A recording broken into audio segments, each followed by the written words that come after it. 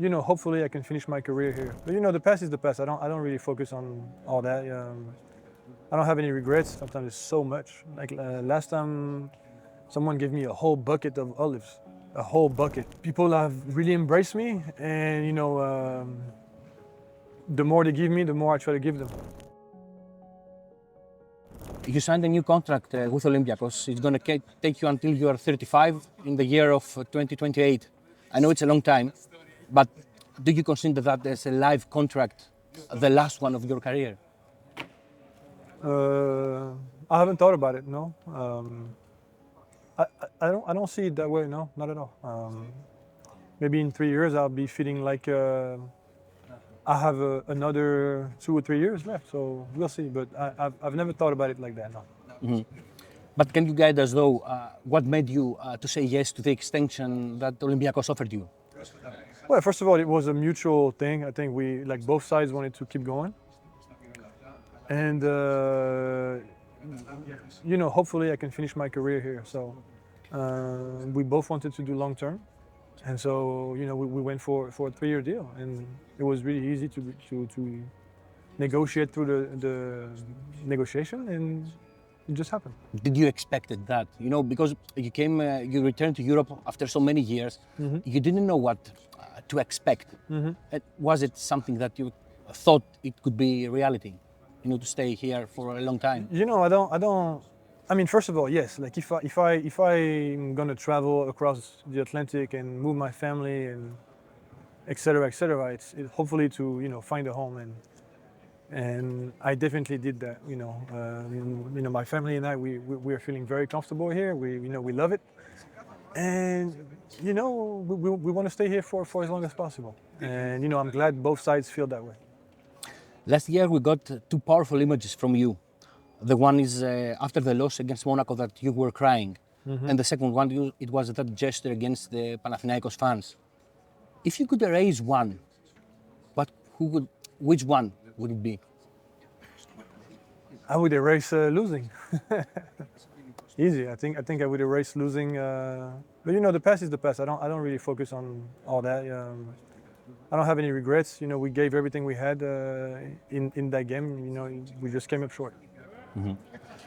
You seem to enjoy the rivalry between Panathinaikos and Olympiacos. Do you think at some point it's getting out of hand? Last year was pretty intense, for sure. But again, it was my first final. So I don't know, I can't compare it to other years or the seasons. I think rivalries are great for sport in general. I think it draws interest. I think it makes people focus more. Like it's good for the game, but at the same time, it all has to stay within sportsmanlike conduct, which obviously wasn't at all times last year. And the most important thing is that everyone stays safe and nothing bad happens. And nothing bad happened last year, so it's all good. What did you talk about after the gesture you did with Panathinaikos fans? It was a backlash. I don't know if you went on social media and stuff like that. It was a backlash for us that we got involved in that. What was your feeling, your thoughts about that? About what? About the backlash that came after that. Backlash on me? Mm-hmm. Nothing. Nothing. Okay, Final Four 2026 of the EuroLeague will be held in Oaxaca. Yes. Besides the obvious motivation to go to a Final Four, yes. Is it an extra motivation for you to try win in that specific arena? I don't think nobody is thinking about Final Four right now. Maybe it's going to be an extra motivation. I don't know. We'll see. Mm-hmm. Mm-hmm. So you reached the 1-year limit in Greece, as you said before. First question is, did you expected any of the things that you experienced? And do you see something that may surprise you? Some experience that you have to live now and may surprise you? I didn't expect anything coming to play here. I had no expectations. I've never set foot in Greece before. So it was all a discovery for me. Everything was new.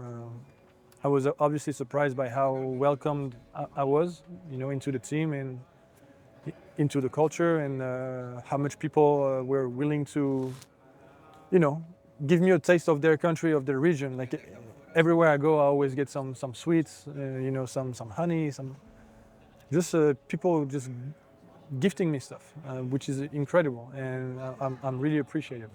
You gave me the perfect pass because it's a question down the list. Yeah. Every time you post something that you get as a food, you were a food, and sorry for the word, addict before that, or is it something that came being in Greece? No, I'm a foodie. I love food.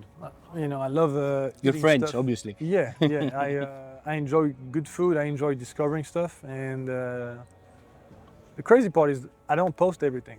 Like, you know, if I post everything, you guys would be tired of me posting food. So, but please keep. I love it. I love it. What is the strangest thing that somebody gifted you, or may you have eaten something? I don't know. You think it's strange? No, it wasn't strange. It's just sometimes it's the quantity of it. Sometimes it's so much. Like last time, someone gave me a whole bucket of olives. A whole bucket. I saw that. You was posted very that. heavy. Last year I had maybe 6 kilos of feta in my locker.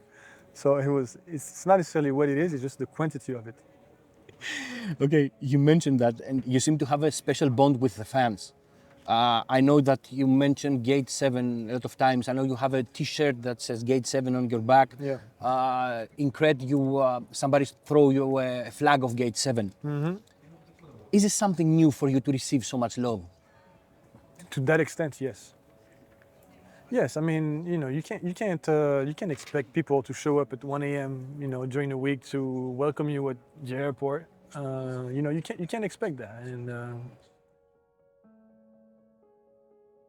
people have really embraced me, and you know, the more they give me, the more I try to give them. So it worked both ways. I definitely feel like I have a great relationship with them, a connection, and it's something genuine. It's not something forced at all. And you know, the way they are always behind us, you know, on the court, it's like true love for their team, and we all appreciate that. Mm-hmm. Let's talk about your childhood. As I told you before, I think it's the perfect icebreaker. Okay. How was it growing up in France? What you mean? How was your childhood? Were you, I don't know, were you a rascal, let's say? Were you a hyperkinetic kid, or? No, I was a regular kid, living a very humble life in the suburbs of Paris with my parents. I'm an only child, so I was blessed to receive a lot of focus from my parents. My parents gave me everything they had to, you know, help me have an education, grow up, be a strong individual. They gave me good values, great values. They've been extremely supportive, and I grew up in a family where, you know, we're very competitive. So I think they I mean, it's not I think, it's they gave me all of that competitive spirit and fire. Mm-hmm. Your parents are both judo Yeah. fighters, is it the wrong word? Yeah. How did you not, I know that you did judo lessons. I did. How did you not follow, you know, the judo? Because I got into basketball, and you know, as soon as I started basketball, I was like, okay, this is what I want for myself. This is my future, and I fell in love with it as soon as I picked up a basketball. And since that moment, it's been all about basketball. Were your parents okay with that? You know, did they try, you know, to motivate you, No. try again judo or something? No. My mother was a little disappointed because, you know, she thought I had great potential, but Really? Yeah. You were good at judo? I was. I mean, I was good. To be fair, I think I was gifted athletically because, you know, everything I tried, you know, I did a little bit of track and field, swimming as well. I had facilities, and I was good at judo, and yeah. How was it for a 15-year-old kid to try to fit in an academy like in SEP? You know, the mentality of a 15-year-old kid. It was real easy. Mm-hmm. It was real easy. It was more and more basketball. You slowly are starting to become a pro. It's everything I wanted.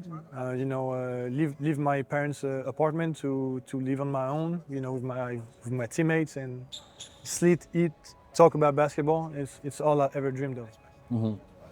In your Twitter account, you still have pinned a documentary about your visit to Algeria and a basketball academy. Yes. Can you guide us through that and the importance of players, you know, giving back to the community?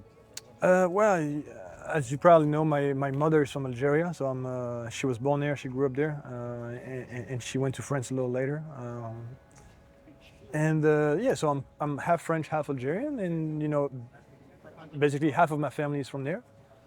So it's a part of me, it's part of who I am, and it was a way for me to kind of get in touch with that side of me, and I wanted to give back to my roots. But I also saw that it was sentimental, not the return, the whole experience. Yeah, because it was the first time in my life where I had a basketball camp, and I could feel the impact that I had on some of those kids. And it was very overwhelming.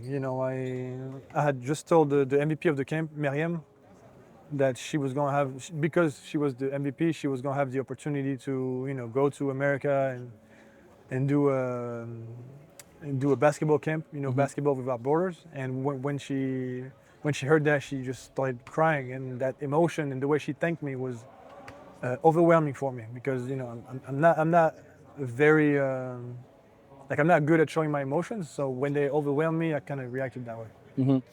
Let's talk about the famous Barzokas ball. Have you ever heard the term? Barzokas ball? Barzokas ball. Yes, it's the type of play that the coach wants you, the players, to play. Yeah. I think that you're the guy that thinks outside of the box. Okay. How did you manage to fit in to the Barzokas ball? It was quite easy, actually. You just listen. When you come to a new team and you have experience, you gotta bring yourself to the team. You gotta stay who you are, because if you're trying to be someone else, you're no good.